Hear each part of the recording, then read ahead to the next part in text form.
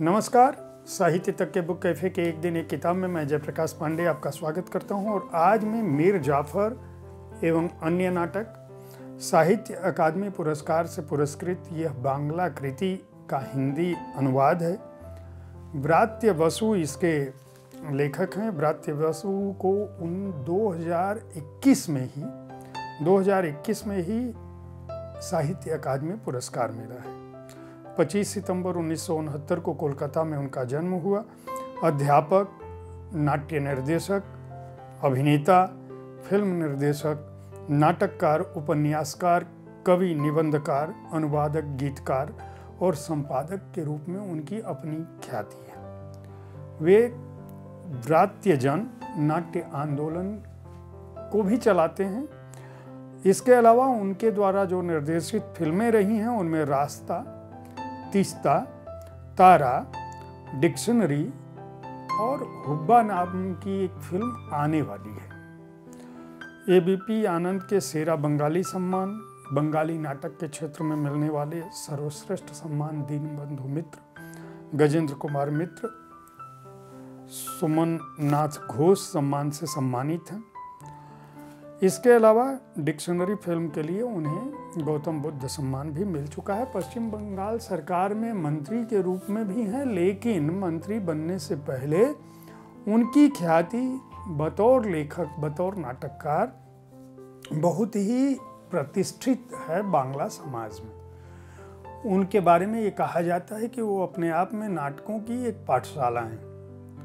वे जितनी विविध विषयों पर नाटक लिखते हैं या करते हैं, वे नाटक मनुष्य के जीवन और हमारे समाज को अलग अलग ढंग से प्रभावित करते हैं। समाज के परिवर्तन में और मानवता के विकास में उनके नाटकों की अपनी भूमिका है। नागरिकों के दैनिक जीवन में उनके नाटकों का काफ़ी प्रभाव रहा है और उनकी जो अद्भुत लेखनी है कला की, खासकर नाटक लिखने की, वह मनुष्य के भीतर के प्रेम, रोमांस, साथ ही जो इंसान के अंदर का डर है, संताप है, दुख है, वह सब भी उनके नाटकों के द्वारा बाहर आता है। इस संग्रह में उनके जो 5 नाटक हैं, वे नाटक क्रोसा द क्वीन, मीर जाफर, अनुशोचना, अंतिम रात, एक दिन अलादीन या इसे का इला गुढ़ैसा, ये कुल मिला जुला के उनके 6 नाटक इस संकलन में शामिल हैं। इन नाटकों के बारे में वो कहते हैं, खुद व्रात्य बसु का कहना है कि ये हिंदी रंगमंच के सभी नाट्य निर्देशकों को उन्होंने इस नाटक को समर्पित किया है। यह हिंदी में राजकमल प्रकाशन से उनकी 3री किताब है और नाटकों की यह किताब काफ़ी सराही गई है। अलग अलग नाटक विविध मंचों पर खेले गए हैं और व्रात्य बसु का कहना है कि उनके नाटकों को अगर भारतीय रंगमंच पर, विविध भाषाओं के रंगमंच पर, हिंदी जगत में अगर इनका प्रचार हो और उन्हें रंगमंच पर जगह मिले तो उन्हें खुशी मिलेगी। खास बात यह कि बांग्ला से इसका अनुवाद अलग अलग लोगों ने किया है। क्रोसा द क्वीन का अनुवाद प्रतीक सिंह ने किया है। इसके अलावा अंबर कुमार चौधरी, गोस्वामी जैनेन्द्र कुमार भारती, इन्होंने इस पुस्तक का अनुवाद किया है। क्रोसा द क्वीन जो है वो ग्रीक एथेंस की कहानी है। एथेंस में जो बोरियास नाम के देवता होते हैं, 4 पावन देवताओं में एक यूनानी देवता हैं जिन्हें शीतकालीन उत्तरी पवन का देवता माना जाता है। एथेंस की कहानी है वहाँ के राजमहल की। वहाँ की रानी क्रोसा हैं, उनके बारे में क्रोसा द क्वीन यह कहानी लिखी गई है। मीर जाफर का जो दूसरा नाटक है उसका अनुवाद अंबर कुमार चौधरी ने किया है। मीर जाफर पर अमूमन जो नाटक हैं या जो उनकी आलोचना है वह दूसरे संदर्भों में की जाती है।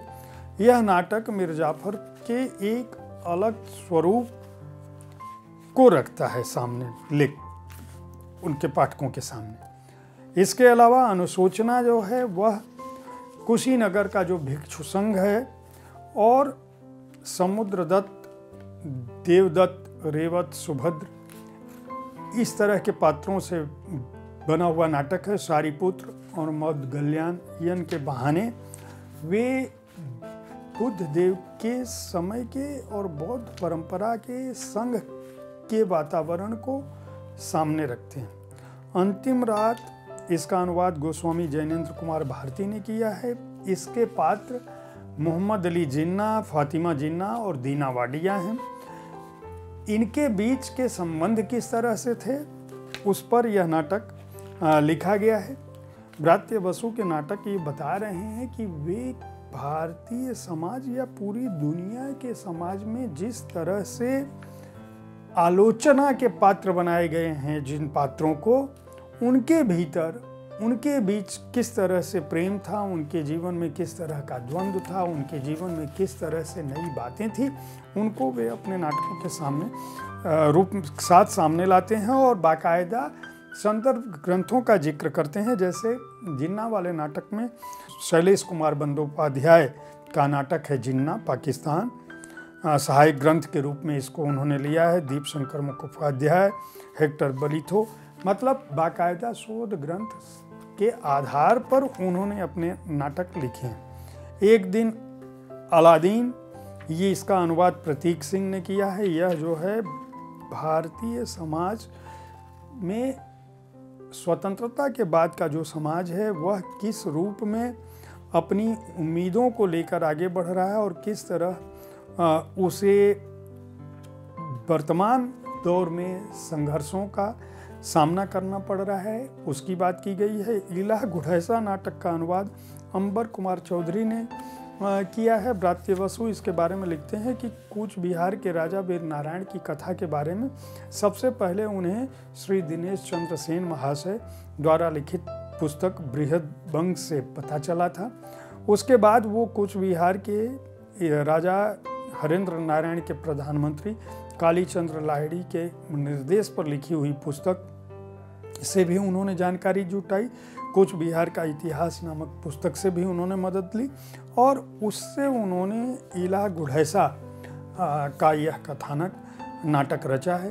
ये सारे नाटक अपने आप में बेहद उम्दा शैली में लिखे गए हैं। इनका अनुवाद हिंदी में जो है वह इस शैली में किया गया है कि पूरी तरह से समझ में आ सकता है।